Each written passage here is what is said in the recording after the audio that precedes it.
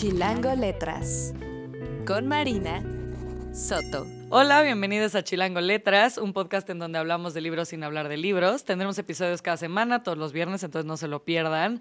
Soy Marina Soto, gerente de vinculación cultural de Chilango, y hoy está conmigo Neyef Yeya.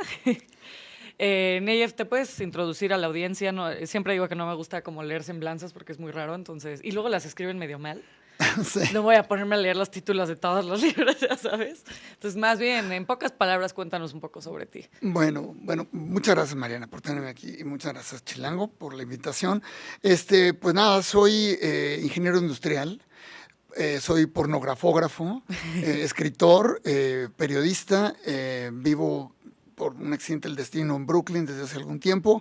He escrito sobre todo sobre temas tecnoculturales, escribo también ficción.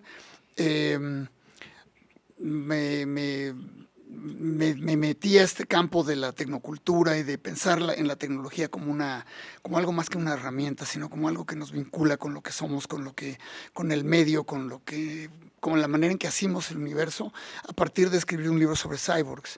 Y a partir de ese libro me seguí por ese camino durante muchos años.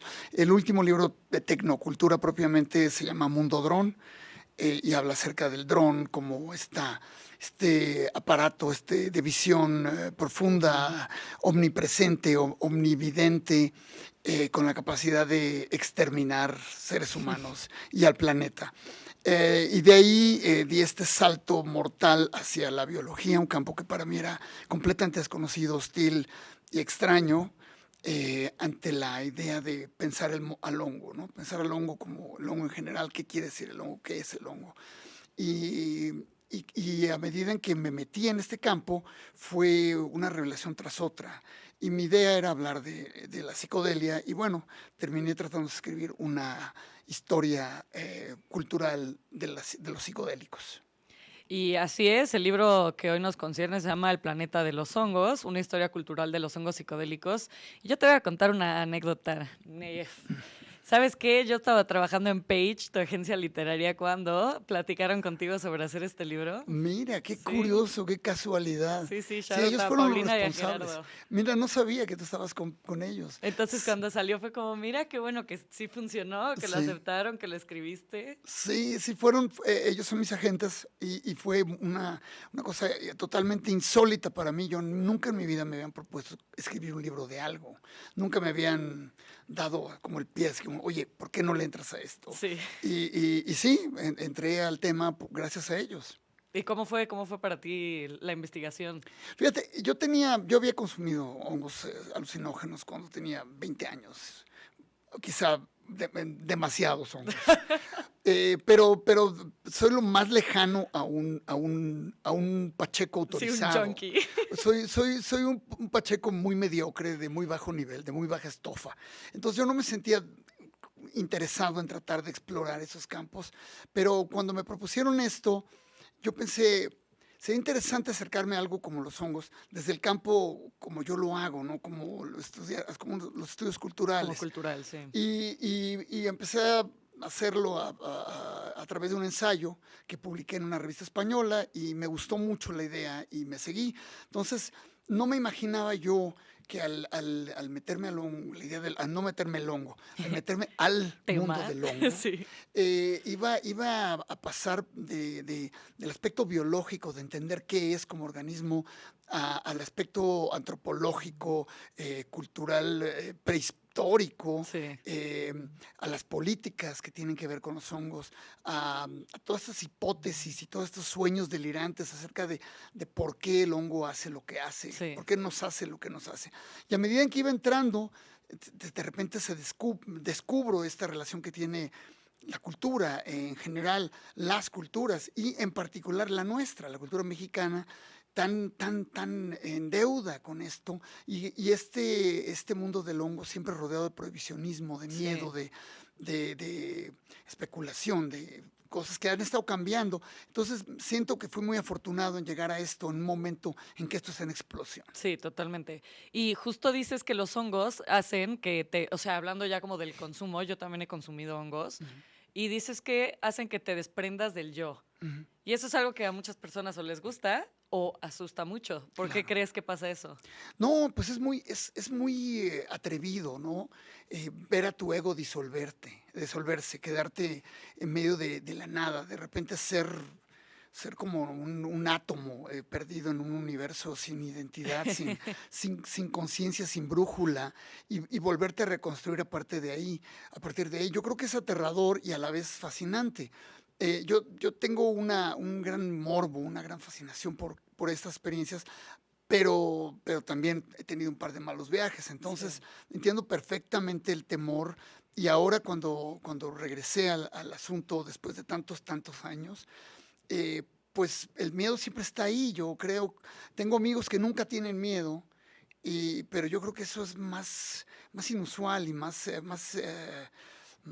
subnormal, Sí, no, eso no sé. tampoco tiene sentido, ¿no? Es como meterse al mar y pues, no Exactamente. tener un poquito de Y miedo. no tener, aunque sea un poquito de miedo que te coma un tiburón o que te ahogues, ¿no? Algo así. Creo que tiene que estar con nosotros este respeto a la inmensidad a la que te estás enfrentando. Y esta inmensidad eres tú, porque fíjate lo que hace el hongo es algo muy extraño. Siempre pensamos que abre puertas, Expande la que expande la mente. mente. En realidad lo que hace, por lo que se cree hasta ahora, es que logra silenciar al mono loco que llevamos todos en el cerebro, que va gritándonos, ven por acá, haz esto, llama, ven, ponte, quítate. Esto lo logra silenciar por un ratito y esa es la gran apertura, aparentemente, ¿no? Es hasta nuevo aviso, porque Sí. todo esto son descubrimientos muy recientes. A mí me parecía maravilloso enfrentarme con toda esta cultura de los hongos en general, que es hasta cierto punto muy reciente. El reino fungi es un invento reciente. Antes pensábamos que los hongos eran vegetales, ¿no? Sí, sí. Eran árboles Sí, tú comentabas enanos. que estuviste casi en el principio donde se empezó a vender los hongos en México y era casi de intercambio Sí, un poco sí. de lo que quieras por estos hongos. Exacto. No, fíjate, no era el principio porque ya había habido una generación anterior de pachecos más entrones. Sí, sí. Pero sí hubo un gran silencio después de María Sabina y todo eso. Hubo una especie de silenciamiento, persecución, que cayó todo esto. Y a mí me toca llegar en esa segunda, entre comillas, segunda ola. Porque yo creo que si hay algo que nos caracteriza por nuestra relación con los alucinógenos y con los psicodélicos en general, es siempre el acercarnos, el descubrimiento. Del descubrimiento pasamos al ritual, de ahí a la religión y de ahí al prohibicionismo. Y vuelve a empezar el ciclo, ¿no? Claro. Yo creo que así estamos siempre circulando en ese orden. Oye, ¿qué nos puedes contar de lo que pasó con María Sabina y de la gentrificación, como dices, del hongo? No, pues eso fue tremendo. Fíjate, es una historia que yo la conocía porque pues había leído de María Sabina desde hace muchísimos años. Pero, pues bueno, todos sabíamos que María Sabina era esta chamana Sí.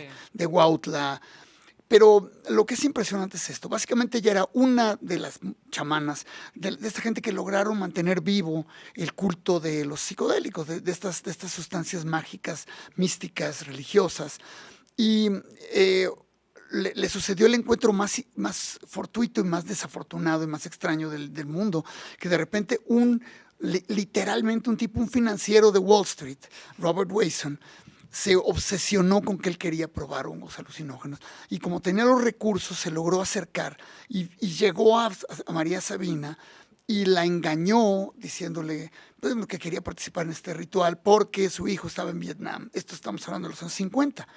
Y entonces María Sabina la presiona el síndico de Huautla para decirle, no, tú tienes que aguantar, no, hombre, es un señor bien importante, es gringo, tienes que darle. Y le da entrada y lo deja participar. Y él toma fotos, graba las sesiones, no hizo video, todavía en esa época el video era un poco más Más complejo. Entonces, pero sí lleva un fotógrafo de modas, además, curiosamente, Sí. y hace toda esta documentación y participa en 2 sesiones, él este fotógrafo y su esposa, que era una rusa muy micofílica, que estaba muy en la onda de los hongos. Y entonces, cuando termina la segunda sesión, María Sabina les manda a decir, porque ella no hablaba español y mucho menos inglés. Entonces les dice, oigan, yo sé que grabaron y que tomaron fotos y está bien, pero esto es para ustedes nada más, esto es algo muy privado, esto es algo muy personal. Sí, ella ya se intuía No compartan el riesgo con nadie. Ella ya como que se lo solía. Y por supuesto le juraron que no, le pagaron la increíble cantidad de 50 pesos, que aún en esa época era poca lana. Sí. Y nada, Robert Wilson se regresa y escribe un artículo y lo publica en Time, en la revista Life, no en Time, la revista Life. Que, pues imagínate, de repente tienes 75,000 ejemplares y con miles de reimpresiones en todo el mundo. Entonces el fenómeno en cuestión de días se vuelve planetario, aún en ese momento en que no teníamos viralizaciones como ahora. De repente empieza una invasión real de Huautla, de todos estos pre-hippies o hippies primitivos, que todo el mundo quería tener esta iluminación. El mundo de María Sabina se colapsa, queda hecho ruinas. Ella, entre las muchas horribles cosas que le pasan, le queman su casa, le matan a un hijo, la meten a la cárcel, sobrevive en la miseria. Ella había vivido una vida de pobreza extrema, pero de mucha dignidad. Sí. Aquí queda destruida ante su comunidad. Entonces yo, fíjate, pienso algo que en el libro no lo comento como tal, pero a medida en que más la pienso, siempre digo, los mexicanos nos sentimos hijos de la Malinche, ¿no? Yo siento que somos nietos de la Malinche, pero somos hijos de María Sabina. Somos más hijos de ese encuentro entre los mundos, de ese colapso, de esa interacción brutal, forzada, de esa supervivencia de lo tradicional que después se retoma y que a la vez nunca desaparece, ¿no? Sí. Porque pensamos también a veces un poco histriónica y nostálgicamente, no, pues destruyeron el mundo de María Sabina. Digo, pues sí lo destruyeron, pero el mundo de estas religiones y de estos cultos y de estos rituales siempre se reinventa, siempre. Y esta fue una reinvención más, que pasó por más prohibicionismos y ahora estamos viviendo pues, un renacimiento brutal. Ahora te encuentras un chamán abajo de cualquier piedra. Es más, tiras una piedra y le pegas un chamán en México. Sí, literalmente. O en cualquier lugar, en Nueva York también. Sí, y estos dos choques de cultura donde también, bueno, no comenzó, pero a lo mejor agudizó el tema de, pues, un poco los gringos que estábamos comentando antes de que empezara el podcast y el turismo y también esto lo comentaba con Mafe Moscoso el episodio anterior, de cómo esta exotización de la cultura en México también está haciendo, pues que sí, que se muera un poco, cómo chupan la cultura y cómo la industrializan y es algo Exacto. que son conceptos que pues no son compatibles entre sí, ¿no? Exacto. Sí, y a la vez, fíjate, mira, pues nos llena muchas veces de rabia y de frustración, y a la vez Sí. está totalmente normal, o por decirle de alguna manera, no sé cómo, es inevitable. Es inevitable. Y Sí. más en una cultura globalizada como la que vivimos, no hay manera de ponerle alto, de ponerle un control a las cosas, de seguir manteniendo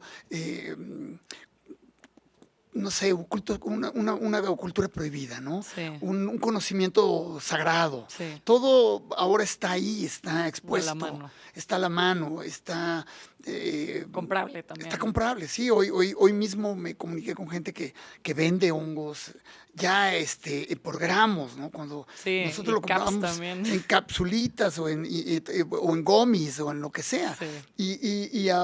Cuando yo empecé en este mundo, lo comprábamos literalmente en bolsas de supermercado. Bolsas de Esa era basura. la dosis. La dosis era, ¿cuál es tu dosis? Pues la bolsa de Aurrera. Y pues ahí todo el mundo metía la mano en la bolsa de Aurrera y se agarraba lo que fuese. Obviamente a mí me da mucha risa y a la vez respeto mucho a la gente que se acerca con seriedad y solemnidad a esto. Me parece muy bien, muy respetable. Los que también le temen y lo respetan, todo me parece respetable.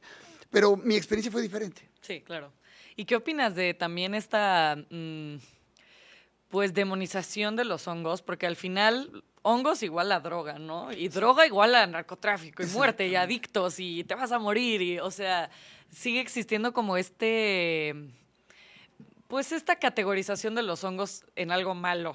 Cuando a lo mejor están estas grandes empresas que te venden el Adderall, el Rivotril, pues 1000 cosas que son súper fuertes, pero son legales. Entonces, Exactamente. ¿cuál es la barrera ahí, no? La legalidad, la medicina.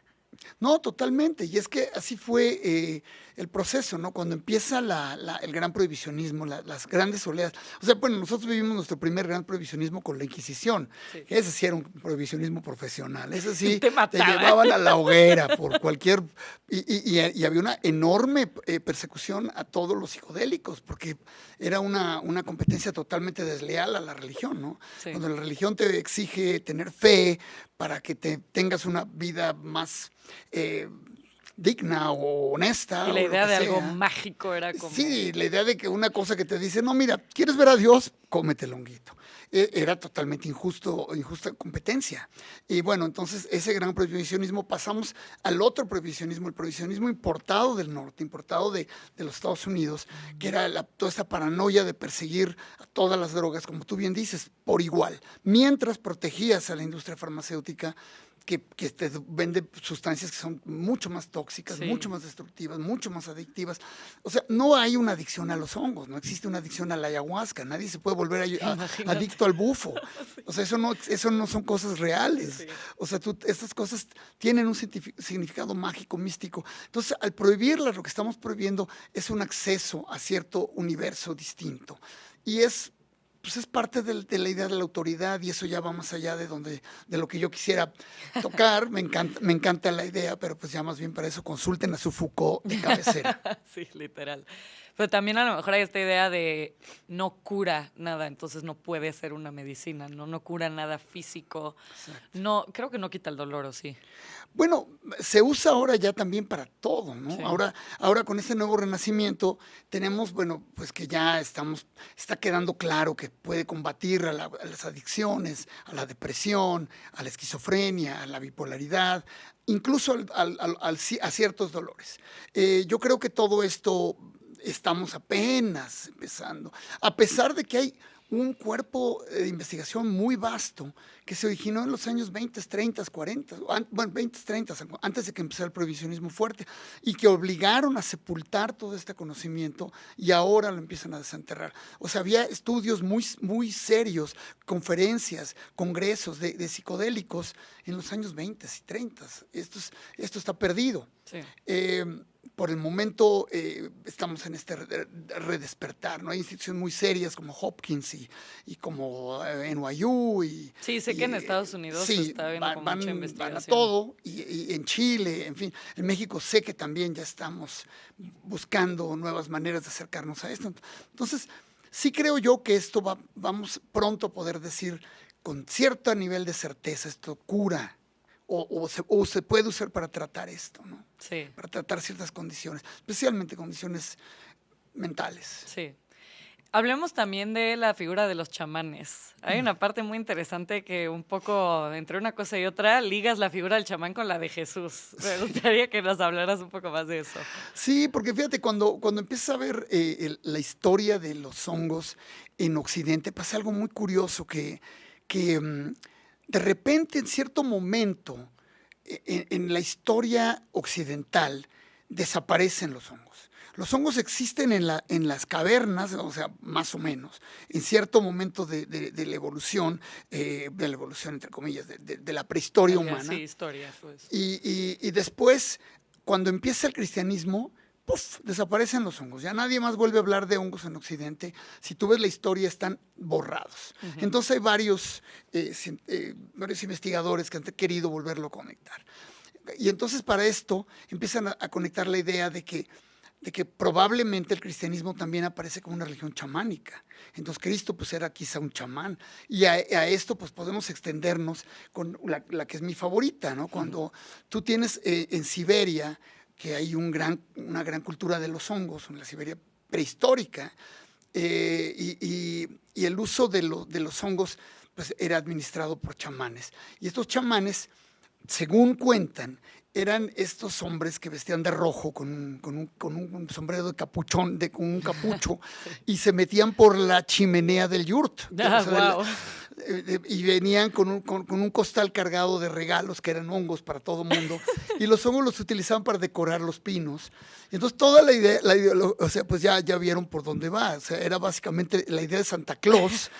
Es un culto chamánico honguero. Me encanta. Entonces, cada vez que celebremos Navidad debemos pensar en esto. Y es interesantísimo cómo Siberia está conectada también con la distribución de la cultura de los hongos a nivel planetario.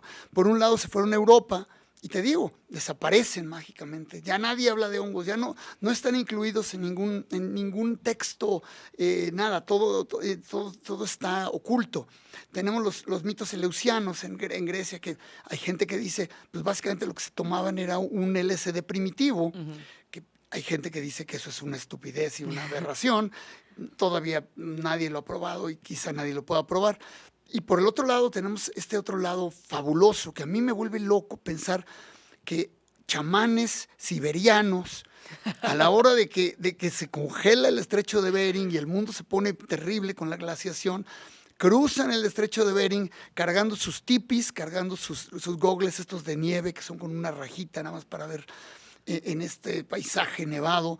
Y cargan sus flechas, arcos y sus costales de hongos, ¿no? Así que buena imagen. Y así llegan a América nuestros antepasados. Entonces de repente cuando lo veo así digo, wow. Es que todo se conecta. Somos migrantes. Bueno, yo siempre lo he sido. Yo vengo de una cultura de migrantes que migraron y que volvieron a migrar y que seguimos migrando. Pero cuando lo veo así digo, también mi cultura mexica viene de una migración hasta cierto punto. Que bien lo sabemos que los mexicas peregrinaron todo, pero cuando te remontas más y piensas, sí, pero no solamente venían de Aztlán, venían de Siberia. Sí, eso está muy interesante. Y eso como que lo vemos como algo tan remoto y no es tan remoto. Sí, y tan como imposible, ¿no? Exacto. Sí, pasa como con los dinosaurios, que es como, no, yo nunca he visto uno, entonces no existen, ¿no? Como que son difíciles de imaginar. Y ya para cerrar, quería preguntarte como en qué se diferencia los hongos de otras drogas. En el libro dices que el LSD viene de los hongos. Exactamente. Y yo no sabía eso está muy interesante. Es como la que más se parece, ¿no? Sí, no viene de un hongo, viene de un hongo que le crece al centeno. Y es interesantísimo porque es el consumo del pan de centeno puede estar vinculado con fenómenos de la historia como la danza, el mal de la danza o el fuego de San Telmo, que de repente te ardían las extremidades, y todo esto puede estar conectado con este hongo, pero definitivamente el LSD es una sintetización el ácido lisérgico viene de un hongo más. Entonces, por eso incluyo también la historia del LSD en el libro. Sí. Y con otras drogas, ¿tú cómo crees que se diferencian los hongos con, yo qué sé, el M, el crack? O sea, Fíjate, bueno, primero yo separaría los psicodélicos de cualquier otra cosa. Yo los agruparía de una manera muy, muy especial, ¿no? No con las drogas, con la cocaína, la heroína. Yo creo que la manera en que estas sustancias pueden atravesar esta barrera entre la sangre y el cerebro hematocefálica es única, es la capacidad que tienen para mimetizarse, hacerse pasar por hormonas animales y de repente hackear en nuestro cerebro, tomando el lugar de ciertos neurotransmisores humanos y es única, ¿no? Es muy especial. Y yo creo que, otra vez, a lo mejor, como digo, las puertas de la percepción se abren simplemente por ese silencio o esa disminución del ruido, pero esa apertura no tiene nada que ver con la calma o con el acelere o con el prendón o con la buena ondita que te puede dar cualquier otra droga, ¿no? Sí, a mí siempre mucha gente se da chocongos de que en bodas y así, yo no entiendo. Yo no lo puedo entender, me parece ya un exceso, no sé si celebrable o terrorífico, ¿no? Sí, totalmente. Y lo que me imagino es que viene bien, viene fuerte, viene con mucha ímpetu, Sí. y hasta que venga la próxima oleada prohibicionista. Sí, también. Nayef, normalmente tenemos un juego al final de cada episodio Y yo escogí por ti porque creo que nunca te mandaron las opciones. Sabes que yo sí me elegí las por ti. mandaron. Sigo pensando cuál es la opción que más me gusta. Yo elegí Nunca por ti ya, escogí. ni modo, muy tarde. Entonces vamos a escoger consultar al verbolario y voy a pararme por él porque no lo agarré. Ok. Y tiro todo en el transcurso. Y Ok, eres- creo que fue el que menos entendí de las propuestas. Te lo explico, no te preocupes. Ok, vamos a jugar basta. Tú me vas a decir en qué palabra voy a parar. Ok. Y es como un diccionario poético de las palabras. Entonces yo te voy a decir tu pasado, tu presente y tu futuro. Wow, me parece fenomenal. Ok, entonces tú me dices cuándo parar. Basta. Ok, ahora dime un número del 1 al 10. 5. Cable. Cabo que a veces se echa a quien se mete en un jardín o cae en un charco. Ese es tu pasado. Un cable, sí, totalmente. Totalmente. Ok, ahora vamos a ver tu presente. Basta. Ok, una palabra, digo, un número del 1 al 10. 7. Demoler. Destruir para crear luego. Uf, bien. Me Y gusta. ahora tu futuro. Ok. ¿Basta? Un número del 1 al 20. 3. Credulidad. Adicción al azúcar. Uf, Ojalá no te dé diabetes, espero. ojalá que no. Ojalá que no. Nayef, ¿dónde podemos seguirte, tu trabajo? ¿Dónde podemos conseguir tus libros? Bueno, este libro espero que esté en todas las librerías en el momento en que terminen de distribuirlo, porque creo que ahorita están pasando por una crisis. Seguramente están varados los barcos porque hay una tormenta en, no sé, en el puerto de Cartagena. Estamos en una cosa medio problema de transporte. decimonónico de cómo acceder a los libros físicos, pero creo que estará en todas las librerías. El Planeta de los Hongos debe estar así, si no, está en línea, se puede conseguir en línea.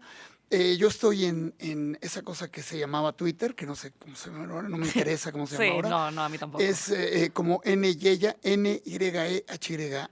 Me pueden buscar con mi nombre, Nayef Yeya. Estoy en Blue Sky, como Nyeya, bla, bla, bla, bla, bla, bla, no sé qué dice, qué más lleva. Estoy en Facebook, pero por mero accidente del destino, porque nada más posteo ahí lo que publico. Publico en varios lados, publico en el periódico La Razón, en el suplemento El Cultural. Ahí escribo sobre cine y escribo como un ensayo cada mes, y aparte de textos de cine. Y escribo en la revista Contexto Española, en la revista Literal, y no, estoy en más lados, pero no me acuerdo ahorita. Bueno, todo el día escribiendo tú. Igual no olviden seguir a Chilango.com, Chilango Radio y a Marina.leyendo para ver más cositas que estaremos haciendo aquí en Chilango Letras, clubs de lectura, talleres y demás. Muchas gracias por escucharnos. Nos vemos a la próxima.